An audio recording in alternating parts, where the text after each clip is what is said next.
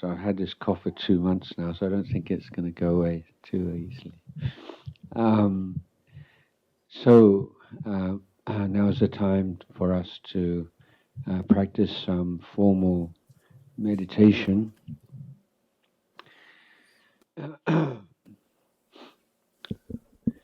So in a formal meditation, we give some importance to the external conditions and try to make them as conducive as possible.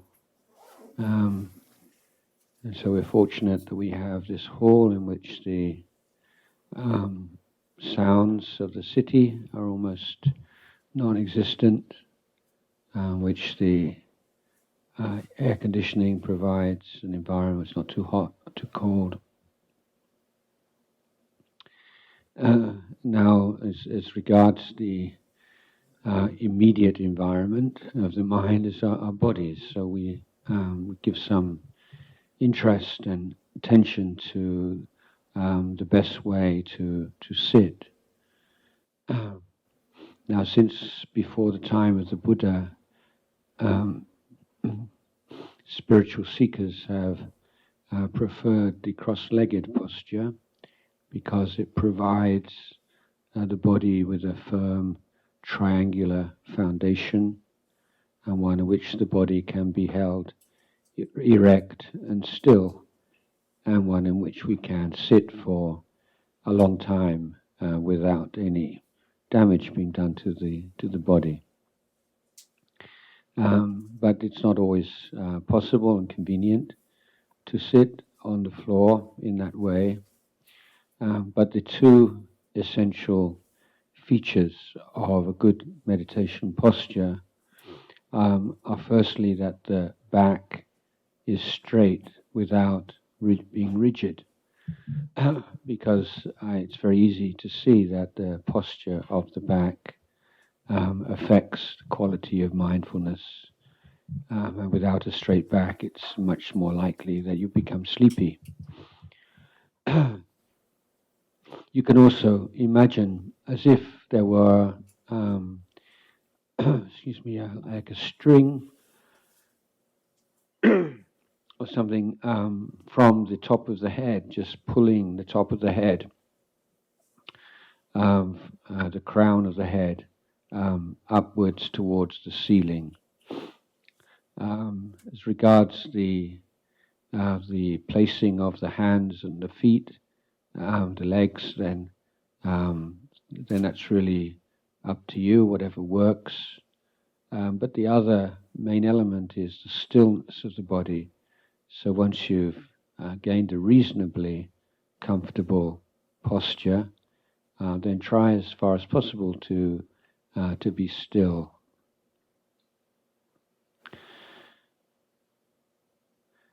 Now, our relationship to our mental world is probably best characterized as addiction. And so the meditation techniques are all ways of weaning the mind off its addictions. So coming off of an addiction is never easy, and there will always be some struggle in the mind. So when you start to put your attention on an object, then if you've never done this before, then don't be at all surprised if you find it very difficult because you are going against the stream of habit and the energy of addiction. But if you persevere, then you will gradually begin to see results. So one of the initial benefits of meditation is that it reveals to you exactly what's going on in your mind. Usually we just follow the thought of the moment, the emotion of the moment, and there is an immediate identification with it. But once we adopt this strategy of inviting the mind to pay attention to a single object, then every other object in the mind, every other phenomena in the mind is now seen as an obstruction or as a distraction from the object that we've chosen. So even in the beginning, when it's very difficult to have more than a few seconds even of clarity of mind, then please recognize that some very important work is being done, in that you are perhaps for the first time experiencing mental states as mental states rather than as aspects of who you are, and the extent to which you can undermine, reduce that identification with mental states is the extent to which you can come to understand and experience a sense of inner freedom.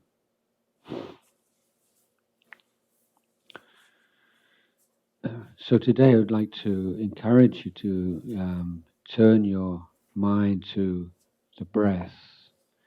As the breath is an object which is not perfect for everyone, but it works for most people. The value of the breath is that it's always there. You don't have to be a Buddhist or don't have to make a leap of faith to simply try to observe your normal breathing process. But usually we don't observe the breath unless we're having difficulty breathing. So now we're looking at the normal breath, and if we consider, we can probably watch a play or a movie or a sports match for an hour or even longer without any difficulty at all, and yet we find being with the breath very difficult. Why is that? One reason is that when we're watching an entertainment, although our minds are not drifting off into the past and future, they are just following the stream. They're being pulled along by the qualities of the entertainment. So the mind is in a semi-hypnotic state. But you cannot just allow your mind to drift along in a semi-hypnotic state with the breath, because there's nothing fascinating, interesting, exciting about the breath at all. You're only able to stay with the breath if you make a constant, well-balanced and wise effort to do so. This is why it's a training. Now, if you've never tried to spend time with the breath or used the breath as an object before, then to begin with, a very relaxed and enjoyable way to do this is just to feel like the body is an oxygen balloon which is expanding and contracting in this very natural way without you doing anything. And just feel the breath throughout your body as you inhale and as you exhale. Feel the breath in the head.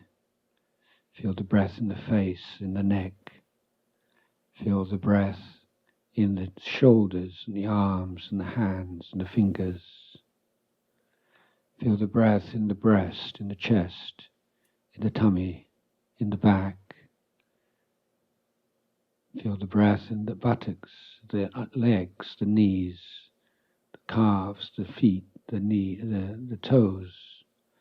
As you breathe in, As you breathe out, just feel the breath right throughout the body. This expansion and contraction of the lungs and all of the attendant feelings throughout the body. So this is a very relaxed way of developing some familiarity with the breathing process.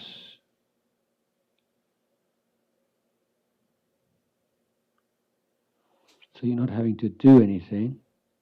It's a practice of being present to what is already occurring, of being observant of physical sensations throughout the body, from the head down to the toes, which are associated with the inhalation and the exhalation.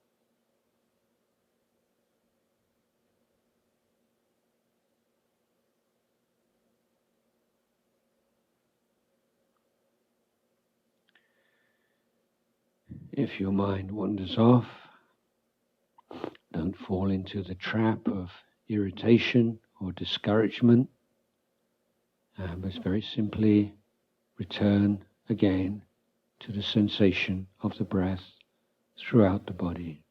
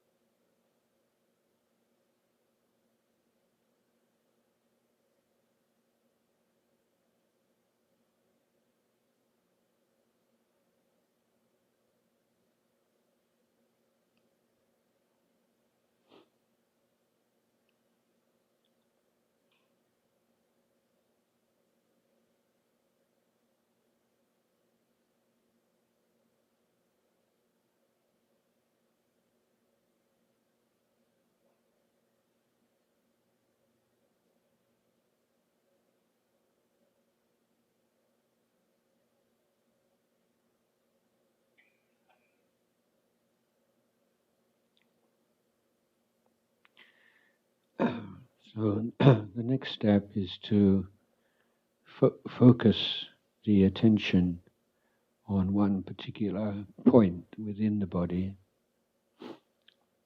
a point at which the sensation of the breath is clear and comfortable. The most popular point at which to observe the breath is to be in the area of the tip of the nose and the upper lip.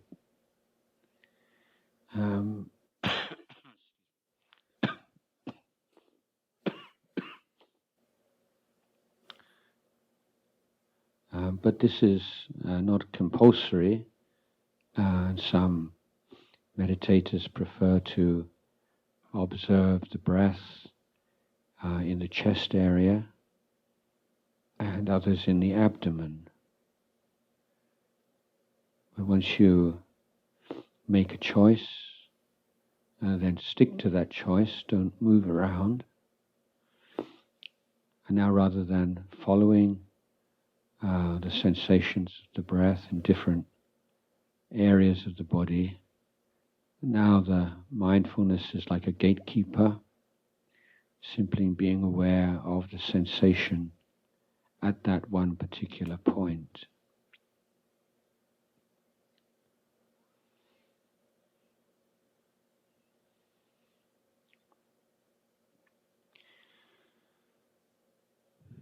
Now there are also some different options.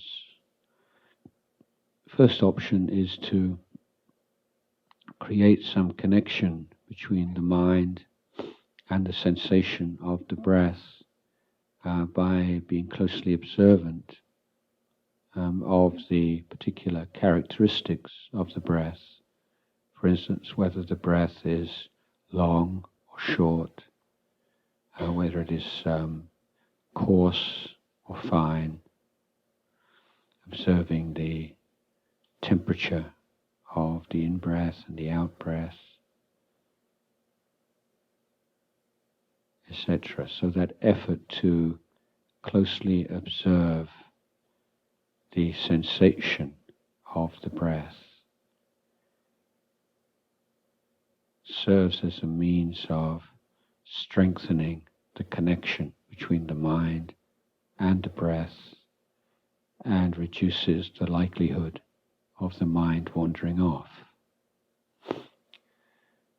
Another common means towards the same end is to use a bodhikama or a mantra.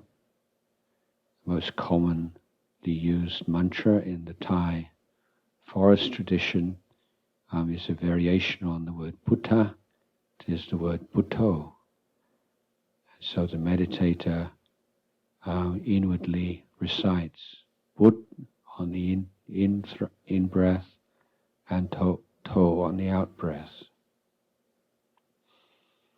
So the mantra again serves as a means of strengthening the connection between the mind and the breath. One more option is to count the breaths, and the method I would suggest is that as you breathe in, you count 1, you breathe out, count 1, and then breathe in 2, out 2, in 3, out 3, in 4, out 4, in 5, out 5. Now if you become distracted and you forget what you're doing, then you have to begin again. But if you get to 5, 5 without getting lost, then you begin again, count 1 to 6. 1, 1, 2, 2, 3, 3, 4, 4, 5, 5, 6, 6. Similarly, if there are no distractions, you begin again and count to 7, and then to 8, and then to 9, and then to 10. So counting without distraction from 1 to 5, 1 to 6, 1 to 7, 1 to 8, 1 to 9, 1 to 10. And this is also an option, the way of developing this closer relationship with the breath.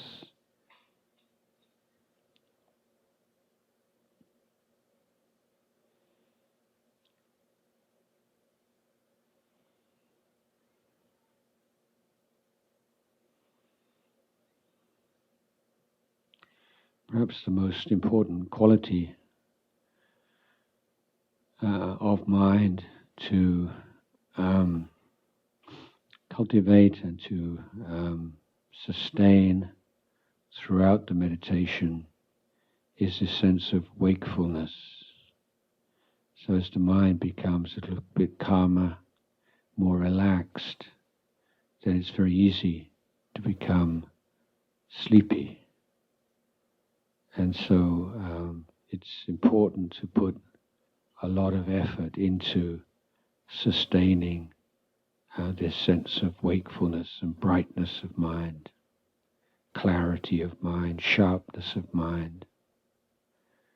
If the mind is becoming sort of kind of blurry, and this is indulgence in the pleasant feelings when the coarser defilements disappear, this will be a time when the mind loses its way and becomes sleepy and dull.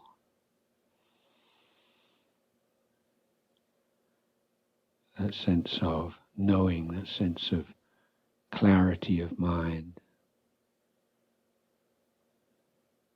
and wakefulness of mind.